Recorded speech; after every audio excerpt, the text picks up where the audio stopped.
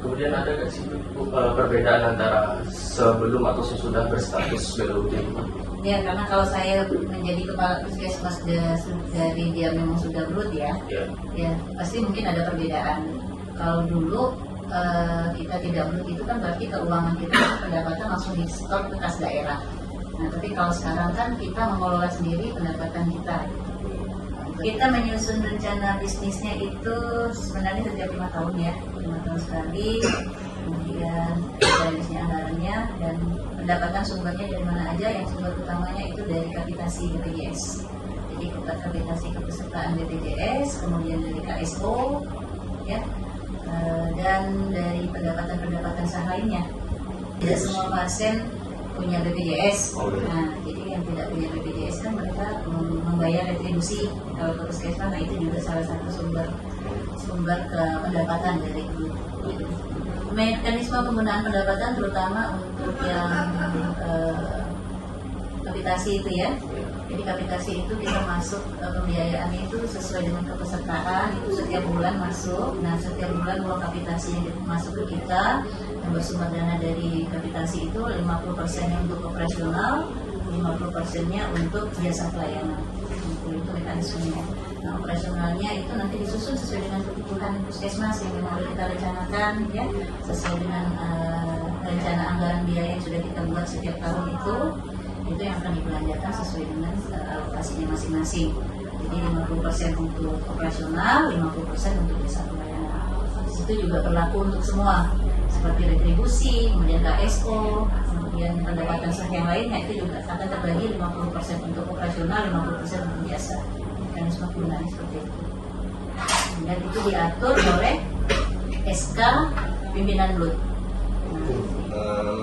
Puskesmas Komyos ini menggunakan sistem akuntansi apa, terus bagaimana pencatatan pendapatan dan juga belanja yang dilakukan. Jadi kalau di BLUT itu kita punya namanya rekening penerimaan dan rekening pemasukan. Pengeluaran itu akan berbeda ya, rekening penerimaan berbeda, rekening pemasukan itu berbeda. Nah, sistem akuntannya gimana? Kita semuanya berpatokan pada ketentuan yang ada di pemerintah Kota Pontianak. Ya, karena kita institusi pemerintah, apapun bentuk laporan yang diwajibkan itu kan kita ikuti. Nah, memang sekarang itu kita semuanya udah by sistem, by aplikasi. Jadi untuk sistem akuntansi itu ya semuanya sudah terorganisir dengan baik, walaupun memang kita punya keuangan grup sendiri, tapi aturan-aturan pelaporan itu tetap mengikuti ketentuan yang ada di pemerintah Kota Pontianak. Ya, tadi kan Ibu bagian pengawasi kan? Iya. Nah, di sini berarti masuk ke audit kan? Audit ya, kita audit, ada audit. Auditnya tuh oleh siapa aja?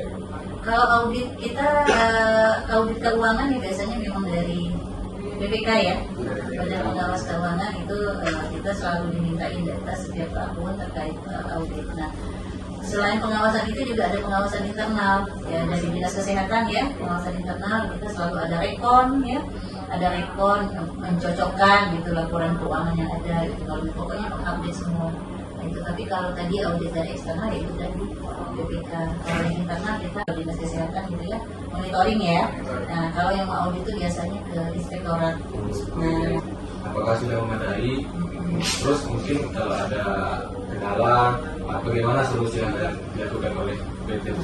Jadi kita cuma punya akuntan satu ya. Jadi memang dia inilah yang menjadi operator keuangan semua sumber dana. Jadi kalau dibilang cukup ya tidak cukup gitu ya. Jadi memang kadang kasihan kerjanya yaitu tadi kerjanya banyak, deadline dan cepet-cepetan gitu. Ya, kalau dibilang cukup satu tidak cukup. Ya idealnya kalau di budgeting kami itu tenaga keuangan itu harusnya 3. Kalau di budgeting ketenagaan ya. Tapi yang kenyataannya kita juga baru punya 1. Gitu. Jadi ya memang tidak cukup. Kalau secara itu tidak cukup.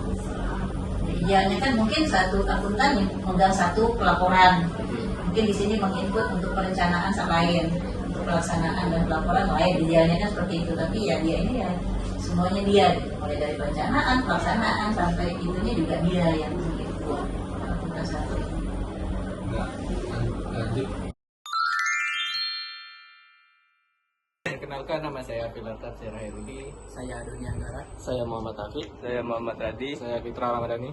Berdasarkan hasil wawancara kami, Puskesmas Komyos Sudarso mulai menerapkan sistem Badan Layanan Umum Daerah atau BLUD sejak tahun 2017 sesuai dengan kebijakan dari pemerintah. Nah, penerapan BLUD memberikan perubahan dalam pengelolaan keuangan karena Puskesmas memiliki fleksibilitas untuk mengatur pendapatan dan belanja sendiri sesuai rencana kerja yang telah disusun. Sumber pendapatan BLUD Puskesmas Komyos Sudarso sendiri berasal dari kapitasi BPJS, kerjasama operasional atau KSO, serta retribusi pasien yang digunakan untuk mendukung operasional, pelayanan dan kesejahteraan pegawai. Dalam pelaksanaannya, sistem akuntansi dan pengawasan serta pelaporannya itu berdasarkan peraturan dari pemerintah daerah. Nah, yang pertama itu pengawasan internal, kemudian ada audit dari BPK, dan kemudian ada pelaporan dari Puskesmas yang kemudian disalurkan ke dinas, kemudian disalurkan lagi ke inspektorat.